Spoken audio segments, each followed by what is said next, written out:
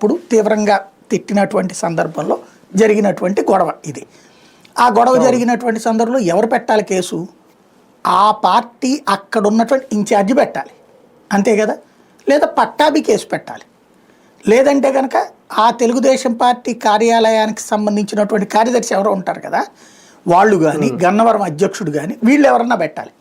వాళ్ళెవరూ పెట్టకుండా సత్యవర్ధన్తో కంప్లైంట్ ఏంటి అక్కడ? అదే విచిత్రం కదా. సత్యవర్ధన్ అనేటువంటి ఆపరేటర్తో కంప్లైంట్ పెట్టించడం ఏంటి? చివరికి అది కూడా ఆ కంప్లైంట్ పెట్టిన దగ్గర నుండి ఏమైంది, ఇతని పద్దాకా పోలీస్ స్టేషన్, ఇతను ఆ తర్వాత ఆ ఉద్యోగం మానేశాడు, వెళ్ళిపోయి వేరే ఉద్యోగం చేసుకుంటున్నాడు. కానీ ప్రతిసారి ఇతను వచ్చి కోర్టులో కూర్చోవాలి సాక్షిగా.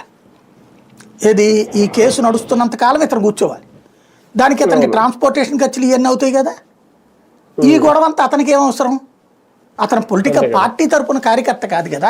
ఈవెన్ కార్యకర్త అయినా ఎవడి జేబులో డబ్బులు ఎవడు పెట్టుకుంటాడు?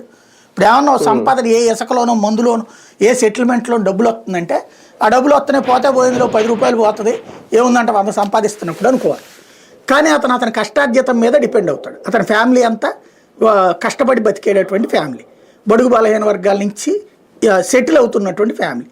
దాంతో అది తట్టుకోలేకపోతున్నాడు. ఇంట్లో వాళ్ళకి అదొక థ్రెట్ అయిపోతుంది. ఏంటి పద్దాకి కోర్టులు ఏంటి, గోల ఏంటి అన్నటువంటిది ఇంట్లో వాళ్ళు కూడా ప్రెజర్ చేస్తున్నారు.